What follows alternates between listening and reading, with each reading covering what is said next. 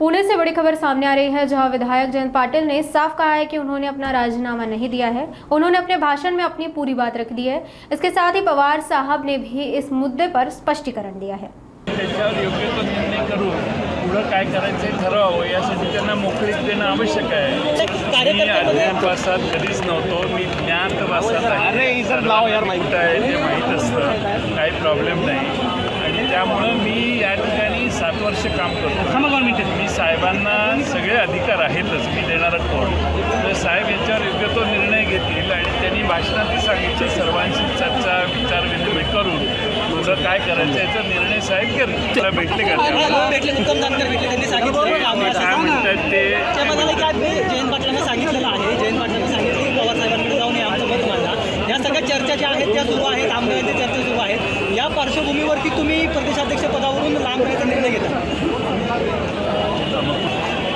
मला माहीत नाही काय होणार आहे ते, पण मला असं वाटलं की आता सगळे एकत्रित गोळा झालेले आहेत, आपण ही इच्छा व्यक्त करावी। मग साहेब पुढं त्यांना जे योग्य वाटतं, शेवटी साहेब जे म्हणतील तेच अंतिम असतं। साहेब जे ठरवतील ते